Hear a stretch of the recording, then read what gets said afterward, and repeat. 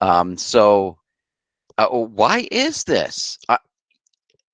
I ask that question rhetorically because many supervisors and employees dread performance reviews, right? They can feel burdensome, unproductive, or even they're just frightening.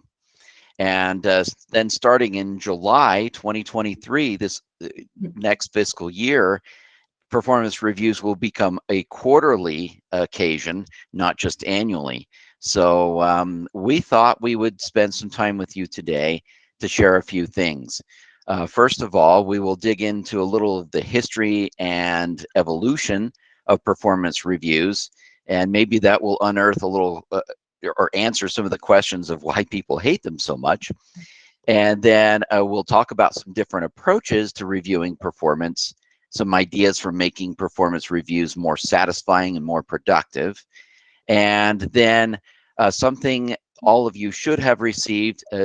I still have a few to send out also for those who have registered just recently, like as of yesterday or early or later.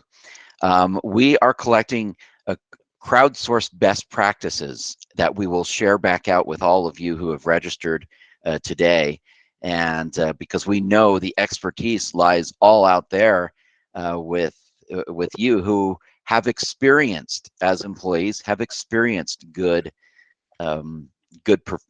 performance practices, and especially with regard to reviews. And so we're excited to share that with you as well. But let's get started here with 2016. Take you back. Can you believe that that's already? What are we looking at? Like we're looking at 7 or 6 years ago now.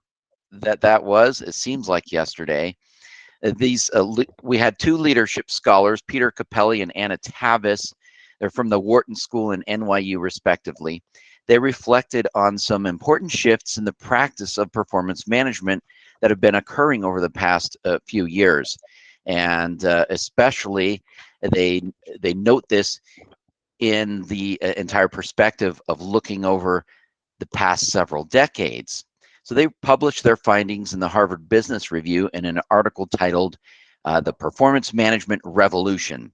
And we'll be exploring some of that today and getting then into some specific practices to make performance reviews more meaningful.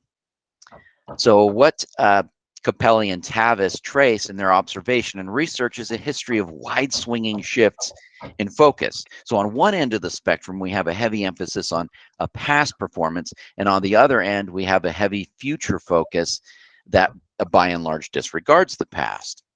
Yeah, so JJ, there's two sides to this, right? We have traditional reviews that fixate on the past, but they don't really effectively address current and future needs. We have real-time feedback, measurement, and development, and that seems to better affect whether performance can continue to meet the demands of an organization. So what's our middle ground? Where do we go? What's the middle ground?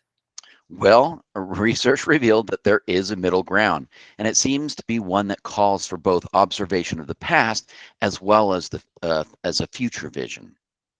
So let's look at the next image on here, the next slide. We have this runner here, and she appears to be heading in the right direction. I can look and see where she's been in the past, and I might conclude that her path forward is clear.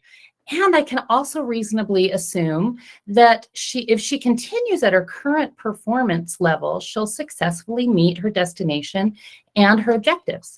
However, my vision as an observer is limited to where she has been and the performance level that she has used up to this point, right? So these are all lagging measures, lagging in the past. And truly, there is valuable information there, but I have little way of knowing whether this runner's performance will meet or exceed future objectives if she continues. Boom. Absolutely. My future sight was absent. When the course changes, the past performance might not be adequate for what is required.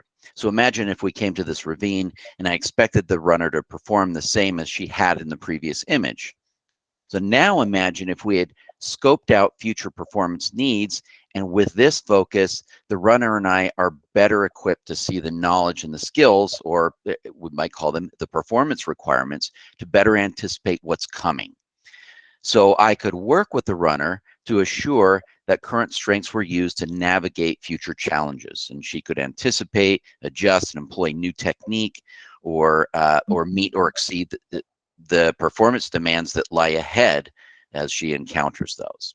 Yeah. So, of course, you're going to still need to be aware of the past performance, right? And the capabilities of the runner in order to plan for the future. That we're not saying that you're not. So I can see what you're saying here. It's shifting the focus to managing performance into the future. And that's a different kind of focus than what we're accustomed to in a traditional performance evaluation process. It may also partially explain why we are also naturally averse to sitting down once a year with your employees, staring into the past, if you can even remember that far. And while the whole future and current affairs just like breathes down our neck. So how do we shift our focus and make reviews more meaningful and less painful? Well, it might help to start with some research. How about thousands of employees from Fortune 1000 companies? All right. In 2018, research was published again in the Harvard Business Review on this very topic. There are a few key criticisms that really emerge as common themes in that research, and that caused these few key themes caused the painful performance reviews. 66% of employees were found to be strongly dissatisfied with performance evaluations they received. Wow, 66% is 2/3. Yeah, that's a startling number when you really Wow. consider it. A few things were found to cause the most pain. First of all, people don't like being compared to each other. They want to be compared to themselves. So when 71% of the employees reported that evaluations had problems with fairness, a deeper dive revealed that being compared with others was the biggest eroder of trust and the perception of fairness. So even negative reviews were perceived as more fair when they were concentrated on the employee's past performance and what was needed for the future. So a much larger 87% of employees indicated they wanted to know where they stood against the organizational standards and goals, as well as where they stood relative to their own past performance. Now, 65% reported that the standards, forms, and the conversations used in the performance review, I would call those the conventions we use there, were not significantly relevant to their jobs. So it's kind of like it was more this unavoidable side task you just want to get through. Right. So often performance reviews can center on generic, universal, or even unclear standards that employees find difficult, frankly, to translate to specific day-to-day job performance. Yeah. Oh, for sure. So another thing is that employees are finding reviews are too rigid, right? So expectations and goals often change throughout the year. Those annual goals that are made at the beginning of the performance cycle often lack the range of vision and to see emerging trends, shifting priorities, kind of like what we talked about in the previous slide. So this shorter term objectives actually afford a little bit more flexibility. Right. And organizations that are unwilling to adjust objectives risk losing productivity and engagement because some of those things become obsolete or irrelevant or unattainable. And that demoralizes even the most conscientious employees. Yeah. So if performance reviews are so miserable, I've got two questions. Number one, how did we get here? And number two, what can we possibly do to make this better? Okay, so here we go. Ready for the highly abbreviated crash course history of annual performance reviews? Absolutely. Let's go. All right. Well, management practices really have always included analyzing performance and assessing ways to improve it. Capelli and Tavis, who I mentioned before, paint a picture of a century-old tug of war between like accountability on one hand and development as if they were mutually exclusive. Right? In World War I, they cite that the U.S. military created a merit rating system to flag and dismiss poor performers. Yeah, so merit ratings are clearly accountability focused. Yeah. And just prior to World War II, the U.S. Army applied forced ranking to appraisals in an effort to quickly identify the highest potential candidates for officer training as rapid military expansion was imminent. So it's like a shift then. The appraisals are now being used to identify development needs and not necessarily focus on Right. accountability.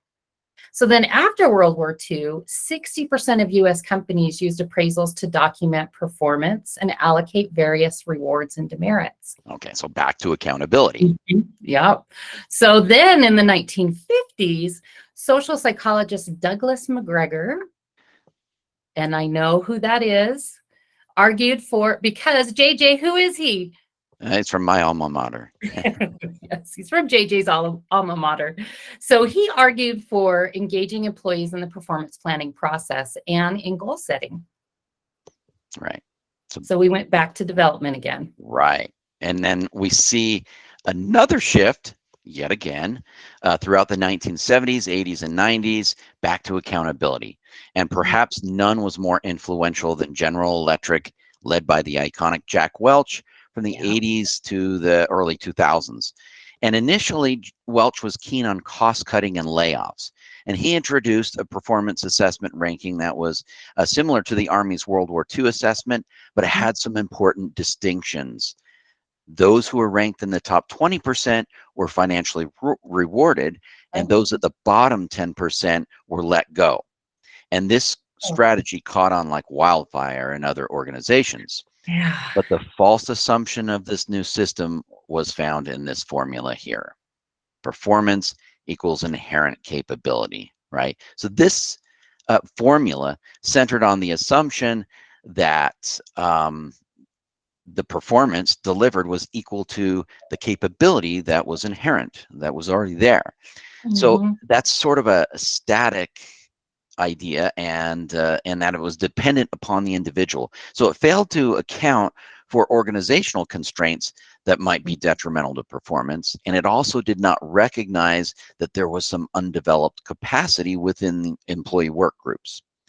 But nevertheless, the upper out model spread as a standard for managing performance. Yeah, but it didn't meet the performance levels that it intended to, right? Right. It was a disaster, expensive for organizations without yielding the desired performance. And there were a host of other variations and similar strategies that were, frankly, equally unsustainable. For example, a lot of organizations started to shift to buy or outsource talent rather than developing it internally. And this turned out to be very costly and time-consuming. So at the turn of the century, other changes in organizational life also made it harder for annual reviews to make any meaningful gains. Yeah, so one of the first things that we start seeing is organizations get a lot flatter. So there's not a whole lot of levels of leadership. They get that flatter level. So it dramatically increased the number of employees that supervisors had to manage. Right. So reports indicated that the new norm was 15 to 25 direct reports. Now compare that prior to the 1960s, the average span was 6 employees. Yeah, that's a big increase. So, and then along with that, there was also this greater expectation for supervisors to be individual contributors and have their own workload. So they were kind of being expected to do the same work as the people that they were supervised, in addition to trying to supervise them. So this really decreased the time available that they had to actually perform, to develop the performance of their employees. So when Jack Welch left GE, they dumped forced ranking. Yay. And then over the next several years, many other organizations started abandoning the process too. And the reasons why is they discovered that forced ranking fosters internal competition and really decreases and undermines collaboration. Teams really just don't want to have to compete against each other to be ranked in a 1 to 20, who's the best to who's the 20th, right? And the other thing is changes were happening so rapidly that it was difficult to set those annual goals that would still be meaningful 12 months later. Also, there was a move towards team-based work. And so this teamwork actually made goals more interdependent and made it difficult to determine individual accountability for rewards and also for demerits as well. So small budgets also made it difficult to keep on top of the wage increases for this appraisal-driven merit pay. And then, this is interesting, accumulating research actually found that there was a lot of rater bias, so that your performance review actually had more to do with who was doing the rating versus how well you did as an employee. All right. So performance appraisals during this time have become so distasteful in corporate America that during the last decade, and we're talking the past 10 years even, organizations started abandoning annual performance reviews altogether. Yeah, so I mean, it's like really, really gloomy. So then what happened? Well, after so many organizations abandoned performance reviews, Mhm. researchers discovered something strange. You ready for this? Yeah. Employees actually wanted reviews back. No, they didn't. Yeah, Oh, more really? than nine. Okay. Okay. Yeah, more than 9,000 managers and employees reported in a global survey that not having performance evaluations was worse than having them. So basically, like the lesser of two evils. And those performance ratings of Facebook, who once boasted their abolishment, later reported that a whopping 87% of employees wanted them back. 87%. Okay, so then what happened? Well, they found that employees wanted them back to reinforce three values: fairness, transparency, and development. Yes. So let's talk about fairness for a second. When a process is fair, people are actually more willing to accept undesirable outcomes. So we want evaluators to be credible and motivated to get it right, and employees want to have a voice. So we needed that balanced set of second set of eyes, really, is kind of what we're talking about. And that kind of evened out the ratings and distributing rewards and actually reduced rater bias. So when performance ratings were tied to compensation, there was too much discretion among teams. Different teams might be a little bit more lenient or whatever. So having this transparent process with a second set of eyes eliminates supervisor discretion. And it also allowed for supervisors to focus more about evaluating performance rather than worrying about compensation. Okay. And that second part, the transparency, people rated performance conversations more negatively when they actually didn't have reviews.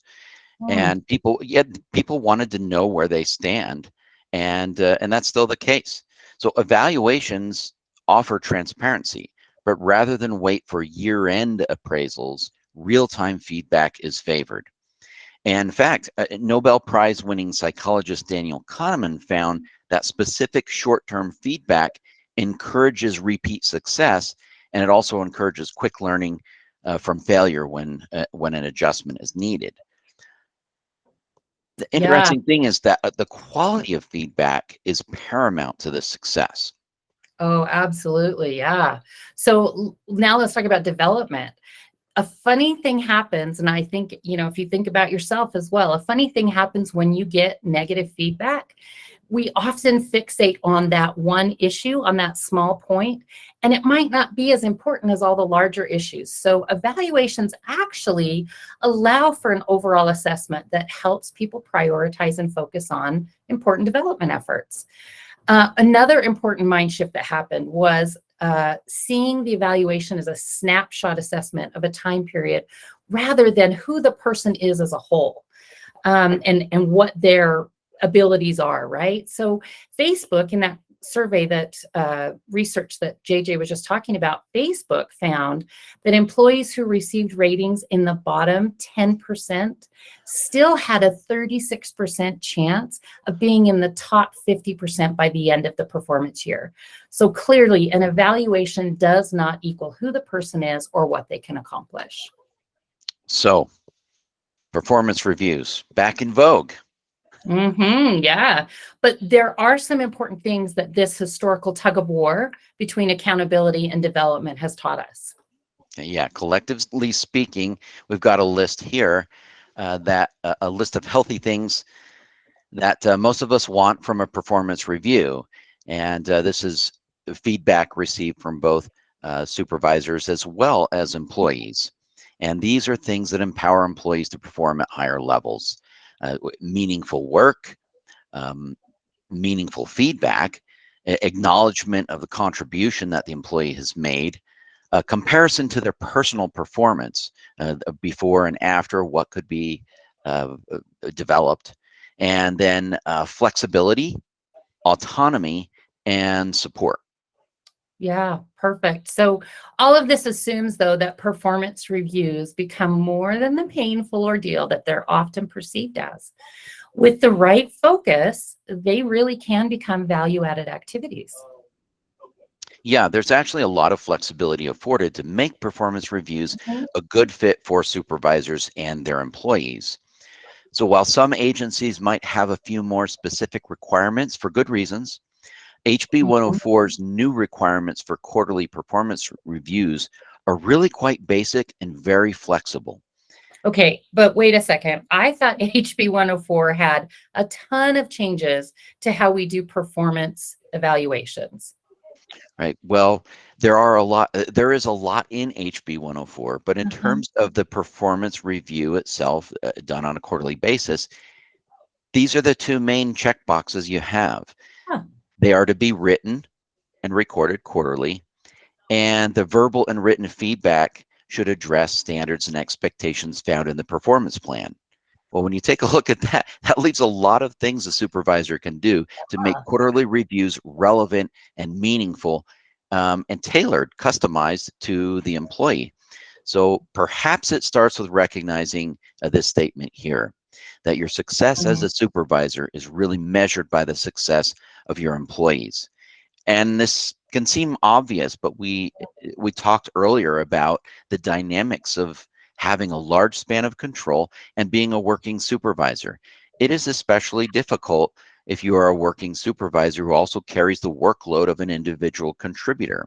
And this dynamic tends to lend itself to a comparison, or even in worst cases, a competition between the Oh. supervisor and employees. And sometimes there are even toxic environments where the supervisors play a gotcha game. But this kind of pattern Mm. tends to be set up this way if we're looking at it this way. So rather than focusing on expectations for successful performance, we end up in this situation where there's an expectation of unsuccessful performance, right? The rank order system that we talked about before reinforces this kind of thinking, because the focus begins to be on who is performing low, rather than trying to get people to the higher achievement level. And so Mhm. focusing on achieving expectations has a greater likelihood of producing successful results. Yeah, and you know what? Our employees are our state's biggest investment, and they're also the single greatest factor in whether or not an agency can meet its mission. And supervisors play a huge role in that. They can really pursue activities that increase the odds of success for their employees. Right. So we've given a little bit of this history here and some broad ideas. Can we get into some practical ways that we can reduce or eliminate the pain associated with these performance reviews? Absolutely. Yes. Let's talk about those practical ways. So, the first one we want to talk about these. So, first of all, these are some real world tactics that you can start using immediately, and to make a difference to your employees and to make the performance evaluations less painful. The first one is to make time. You want to make time to write the review as well as to meet with the employee. Okay. So give yourself time to write a quality review that includes involving the employee. You don't have to do all the writing yourself, first of all. It can take time to write a thoughtful and helpful review. Mhm. Managers should set the necessary time aside to ensure that they have an ample opportunity to be as thorough as possible. And then the second part of that is making appointments in advance so that we're preparing and not waiting till the very end. We all have busy schedules, and if you leave performance reviews to the last minute, they tend to become a low priority. So a best practice is to tentatively schedule your appointments. You know they're coming quarterly, so tentatively schedule those appointments for the entire year, carving out time before your schedule gets packed. And this approach assures that there are dates to work toward, so performance reviews don't get swept under the rug or become a last-minute hassle. And also setting up appointments helps reinforce the value that you place on performance, as well as the value you place on the employee. And it encourages both you and your employee to be prepared for the discussions as they approach. Yeah, absolutely. The other thing is sometimes we feel like, oh gosh, I have so much going on and my schedule's going to change anyway. I don't know what's going to happen from day to day. And that can be tricky. Now, so saying that, we still want to encourage you to set those appointments and just recognize you can change them. Just because you set them, they're not set in stone. You can change them and move them around throughout the year and do what's best for your team. But you really want to be setting them in advance so you are showing how important you think they are and how valuable the employee is to you. So after you get them scheduled, let's talk for a second. Have you ever been sitting at your desk working and your supervisor comes by and says, hey, when you get a second, can you come in my office and talk to me? Right. Holy crap. When this happens to me, I freak out. I start thinking, what did I do wrong? Am I in trouble? Like I'm having all these thoughts about, obviously I'm in trouble. That's not true. Well, most of the time it's not true.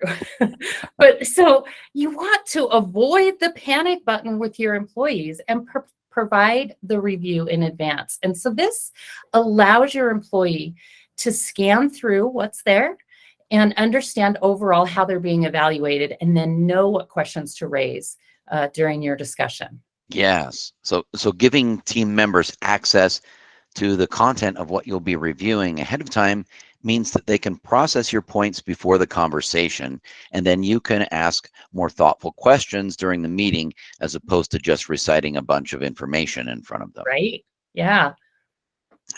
So it might feel like an extra step to write something up separate from UPM, but guess what? You don't have to do it separately. It could be part of the notes that you've been taking on each employee that you load into UPM, or maybe you're making those comments right there in UPM. So it doesn't have to be a separate process, or it can be a separate email, something quick that highlights a few points that you want to discuss. And then you can take this and upload that to UPM. So you can put comments in the various sections or ask your employee to review them before the performance review meeting. Yeah, that's perfect. That's perfect. Another way that you want to prepare your employees is including them when you're drafting goals for the performance review. So engaging the employee in setting their own goals actually increases buy-in, and it still allows you as the supervisor the opportunity to add in your own feedback and perspective and assessments. So as you're writing the review and then as you're evaluating it, another way that you can engage the employee is to help them understand how their goals fit into the agency mission. Now, I am a huge why person. I think I was probably the most annoying toddler, 2 and 3-year-old, because I ask why all the time. Why? And I'm sure my mother was, fed up with me. But if I can understand why something is the way it is, I am so much more likely to do it. And it's the same thing for the majority of people. If they can understand why their behavior can increase the agency mission and how it can impact that agency mission, they are more likely to meet those desired goals and behaviors. So this understanding of that bigger picture is really increasing the likelihood that an employee will meet their goals and expectations. Sure. And that second point there is have clear ratings. So this is another important area. Fostering growth of a two-way dialogue and a shared responsibility can be done through clear ratings. So often it's the rating aspect of a review that causes the most anxiety, right? Or the pain for both the supervisor and the employee. And delivering feedback can feel awkward, we have also some training for that, if that's a Mhm. struggle for you. But it is a skill that can be improved.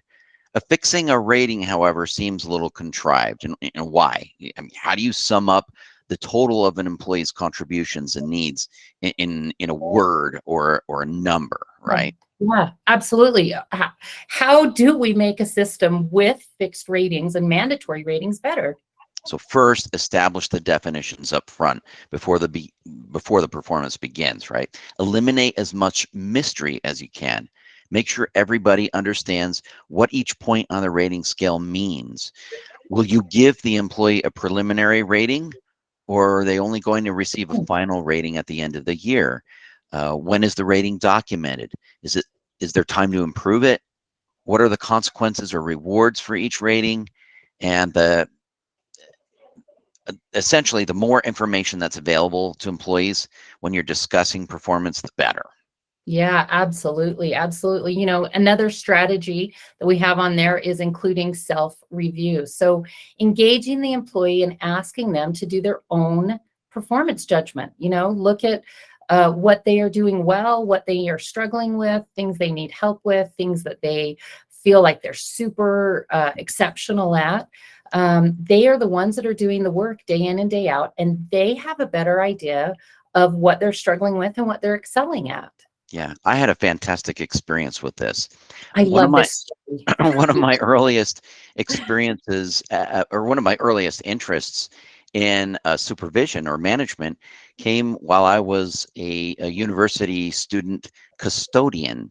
Mhm. And my custodial supervisor would come to me on a quarterly basis, and there were two questions. Well, first of all, it wasn't so much a question. I was expected to take my supervisor on a tour. On that tour, I was expected to show him the thing I was most proud of. Now, for me, it was getting all of those hard water deposits off of all of the chrome faucets, and I was expert at that. So I got to show him that. And the second thing I needed to identify was an area that I needed to improve. And I still remember to this day, my area of improvement was the dust that's over the door jamb. I would leave that to last because, frankly, most people don't see it, right? But for me, it caused me to have to take a look and say, okay, what is it that I do best? And where is it that I need to improve? Where is it that I might need some help? What am I lacking in terms of equipment or just know-how? And that's a very important skill that my supervisor helped me develop. Now, as an aside, if you feel like an employee has a difficult time being accurate in assessing their own performance, be honest about this. Is sometimes employees are harder on themselves, and other times they might inflate their success. So regardless, hearing the employee's perception provides helpful insight for future guidance, and they're taking some of that opportunity to really look and examine their own performances, not just you giving them, delivering a verdict. Yeah, I love that story so much. And part of the reason I love it is because it helps give you that self-reflection to say, what are the things that I put off to the very end? These are the things that I don't enjoy doing. And so that can also guide you as as an employee when you're writing your performance goals. So the other piece that we want to talk about is after you get that self-assessment and they've done their self-reflection, you want to incorporate some team-based feedback. And this is just another valuable asset for determining employee performance. If you use it, it should be incorporated into routine work rather than focused on a formal performance review. Okay, so in other words, you don't want to say, "Hey team, we have performance reviews coming up, so please let me know what you think about the such and such a process that was implemented this quarter." Yeah, yeah, right. Like you want to have like a routine process of evaluating work products and work projects. It does take some pressure off because it's not centered on the performance review. It's perhaps there's some few key questions that you can ask the team about every major product that gets completed. Okay, so I'm thinking about this, and team feedback, it seems a little scary, right? So Yeah. would I be expected to evaluate my peers? No, no. So team-based feedback is really your employees are not evaluating the people. They're evaluating the work product and the work process. So because most of these are team-based, you want to collect and include team feedback about the work and the outcomes. And that will enable you to share this holistic picture of performance results.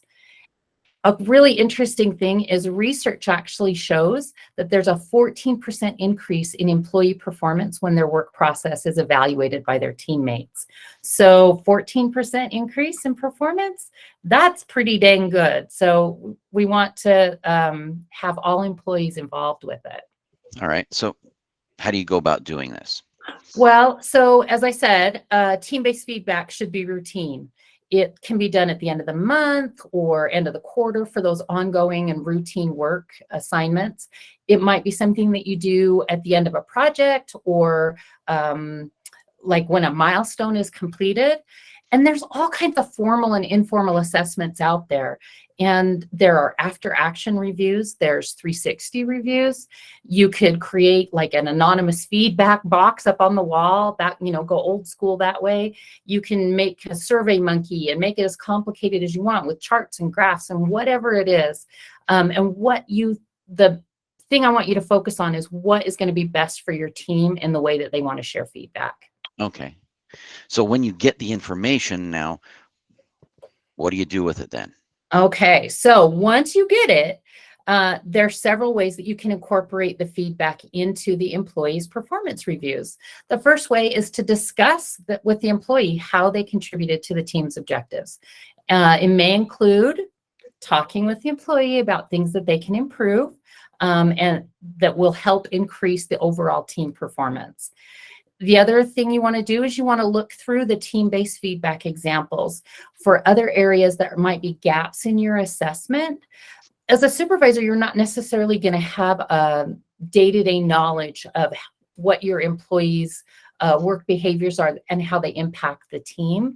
So it's important to use that team feedback to fill in the gaps that you have in your own knowledge. Okay, and I would add that be sure to use a judicious eye when reviewing the feedback, because there will be discrepancies, right, between each employee's perceptions and even your own observations. And maybe this is an opportunity to carefully really look at it and determine why the gap in perception exists and what does that really mean. Yeah. So let's jump back to the overall delivery of feedback, the how we go about performance discussions. So we've gathered some information about behaviors and work products, not just our own observations, but the employee's self-assessment, as well as peer reflections on the work products. So now it's time for the discussion, right? And that discussion will be less painful if we have actual data to share. Yes. And so now we've got on screen for you, when you're having those performance related discussions, this is a general sequence that may be helpful for you as you go through it. So we're going to talk about each one of these. The first one is explain. You want to deliver feedback describing job related and specific observable behaviors and actions. Please avoid describing attitudes or motives, because you don't really even have access to that. You don't know what your employee is thinking or why they did certain things. You also want to avoid summing up the entire person as a whole. Like, for example, you're not good at this assignment, or you have no attention to detail. Yeah.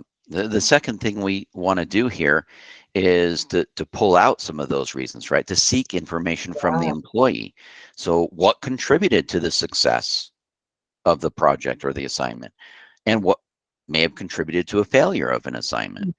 So as those answers are revealed, summarize or check in to make sure that you have a clear picture, that you're understanding what the employees' perceptions of that are, and why certain things were done or actions were taken.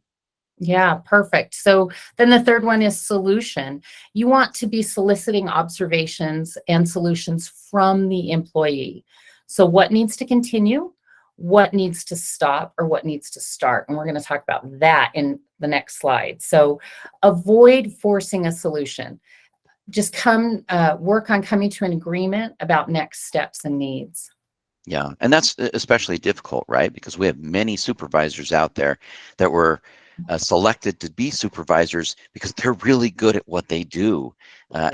as an individual contributor. So there is a tendency for supervisors to feel that an expert answer is needed rather than pulling that out of the employee. But that fourth box there, the action, this is where you get to work with the employee to determine next steps. What actions should be moved forward? Who Mhm. will be involved? When will it be completed? That's the real action part. Yeah. And then after you've got that action, then you want to express confidence in the employee. And I would encourage you to make sure that your your feedback is genuine. You want to be sincere with your encouragement, especially if you're giving correction to the employee. Sure. And the last box there, it almost looks like it's falling off there, but it is Mhm. not. It's actually the last step is arranging for follow-up, right? To be able to go back and review this once again. Uh, Likely, this is going to be driven by the terms of the assignment rather than the quarterly review cycle, but not always. And you talked about that a little bit earlier. How Mhm. it doesn't necessarily line up. Our projects or the things that we're involved in do not necessarily line up with a fiscal quarter. Right. Yeah, absolutely. So now we're going to kind of focus on that solution piece of it. We have a process, and some of you might be familiar with this. This was created by Yale professor James Barron, and this is a way to increase employee engagement when you're having those performance evaluation conversations. Um, if you have done this process called start, stop, continue, you might have done it as part of like an agile process, or maybe you've worked on a project where this has been your after completion discussion. But it can also be used for performance reviews and to talk with the employee. So we're going to go through each one of these. The first one is start. So this is a list of things that you are not doing, well, your employee's not doing, that you want them to start doing. So these are actions that they could improve existing conditions. They might increase innovation. They might create a new process, reduce waste, improve quality, improve collaboration, things that are basically going to positively impact the team. And these ideas can be incorporated into the performance review. Yeah. And the next step that we're looking at is what are the things that we need to stop?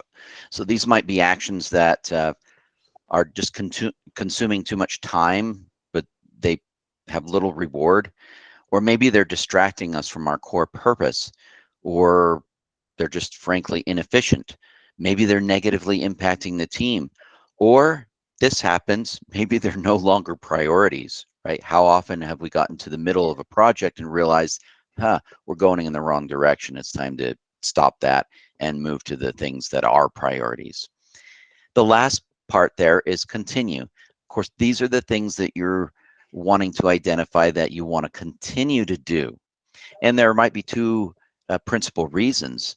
You're looking at continuing this to make the current process uh, continue on with its effectiveness, but you also might say, wow, we learned that this is really effective with this process over here. Maybe we want to transfer a similar approach to a different project or a different process. Yeah, and I want to just point out the reason that we have continue as the very last piece, and it's important to keep that as the last piece, is that can end that discussion on a really positive note. You are talking about the things that the employee has done well that you want to continue, and leaving that actually as like the final bit will really leave a more positive vibe, I guess, for your employee. Sure, sure. Now we have the next three slides are some questions that you can use to engage this kind of a conversation, the start, stop, continue. So you have some questions here. We're not going to go over each of these, but we will be providing these slides to you so you can go and see those. But this is just a starting place, really. It's not, these are not exhaustive. You can add your own or branch off these, or maybe it prompts a different question that you would ask. So feel free to use those. And now that you know how to have this conversation, how often do you need to have the conversation? Okay, so we're going to blow your mind right now. Let's look at the data. Let's see what the data suggests. So according to a recent study by the Society of Human Resource Management, 50% of employees nationwide experience the Sunday scaries, which is basically you've been off for a couple of days and holy crap, I have to go back to work on Monday and I'm so scared. And that dovetails right in line with 40% of employees who experience the imposter syndrome. I don't know about you, but sometimes I feel this like, oh my gosh, they're going to find out I'm a fraud. I really don't know my stuff. We have a group, 40% of employees struggle with that. And those feelings can actually result in adverse health conditions. They decrease innovation and disengagement and errors. So over time, that is causing a really negative impact. Sure. So what can I do as a supervisor to alleviate some of those concerns? Okay, here we go. The data shows that regular, consistent meetings is the most effective way to reduce these employee concerns. A study by the O.C. Tanner Institute found that employees who had monthly one-on-ones with their supervisor resulted in a 44% increase of employees feeling like their leaders acknowledge their work and a 32% increase in feeling supported by leadership. And that really reminds me of an example that we have closer to home. The Department of Government Operations initiated a practice of minimum monthly one-on-ones last fiscal year. This was going to be part of their performance management expectations. So to see how that was going, after 3 months of this practice, they had a survey. 76% of employees responding to the survey indicated that they felt there was more emphasis on developing them as an employee than prior to those monthly one-on-ones. 89% felt that their supervisor was checking on their well-being, and 88% felt that their supervisor was at least somewhat effective or greater in communicating about performance. Now imagine that after 3 months, that is commendable. And you could infer that the practice alone boosted performance communication. And you could also infer that employees were appreciative of the practice. And there was some other data that showed that almost 2/3 of employees and supervisors both listed the practice as the #1 performance management change practice that worked well. So if I'm hearing you correctly, employees were appreciative of monthly one-on-ones. Yes, and employees were less concerned about their supervisors being expert in carrying out the mechanics of the conversation as just having the conversation. Now, also noteworthy, there was no form, no format, or requirement for what the conversation was to include. So this really allowed the supervisor and the employee to tailor the conversation to their relevant needs and interests. So another interesting fact is that despite the requirement being monthly one-on-ones, what the department saw was a significant increase in those who started weekly meetings to discuss performance. Wow. So the data is clearly shows that having more frequent reviews increases morale and employee well-being. One thing I want to point out is we also have some data that shows that in that same O.C. Tanner Institute that shows that if the #1 reason employees actually leave a job is due to their supervisor and their supervisor feeling that their supervisor doesn't care about them. So this having more frequent reviews actually can help increase that feeling of understanding, of feeling like your supervisor supports you. So, but there are some additional practical reasons for having more frequent reviews. as an employee, as a meeting with your employees and discussing this performance gives you as the supervisor the ability and the opportunity to provide this timely feedback. Telling an employee 6 months down the road about something that they need to improve on from 6 months ago really doesn't help them now. So having this time to share the feedback gives them the opportunity to make changes and calibrations so that at the end of the year, when you do your final review, they can be successful, or dare I say even exceptional, because they've had the opportunity to make the changes. Okay, so that's all well and good. But I think one of the problems I would have with this is how do I, as a supervisor, have time for more frequent reviews? We just talked about workloads, span of control. How, how do I do that? Yeah, and many supervisors, and I used to be very resistant to frequent reviews. And I think part of that is because many of us think of them as this full-blown, huge production with spreadsheets and reports and all that kind of stuff. But really, we are talking about that these are more lightweight check-ins, lightweight performance conversations, and connect sessions. So changing your wording on those to like connect session or check-in, and changing that phrasing may actually help change your mindset about what these frequent reviews really are about. Okay, so check-ins are not necessarily job or project specific either, right? They might include communication about the general workload, where's my stress level at, comfort with the conditions, what kind of support do I need, that kind of a thing as well, right? Right. And they can be virtual or in person, right? Or even on an IM or chat. And so instead of how's it going meetings, we might ask our employees to tell us how they feel about their job expectations, what's going well, what's not, whether or not they have sufficient resources to do the job, and what would they like to accomplish over the next period, over the next quarter, or the next few weeks or year even, and how you as a supervisor can support that or help them achieve that at that level. It opens up a productive conversation, right? Yeah, absolutely. It also, one of the issues that it can kind of help solve is relating to when you review and are supervising employees that work remotely. Maybe you do, maybe you work remotely, maybe they work remotely, maybe they, travel to different sites. And we are losing out. What we have found is that when COVID hit and everybody went, well, a lot of us went home and we're working from home, we were losing out on that daily contact, that check-in, chatting by the water cooler type of thing, that relationship building. And it has left a lot of employees feeling really disconnected and not part of a team. So having that more frequent review and those more frequent one-on-ones actually helps fill that gap, and it engages and encourages communication and connection. So we've included a list on here about some things to be aware of when you are doing a review in the virtual world. We all know, we see the picture of the Brady Bunch. There's a lot of things to keep in mind.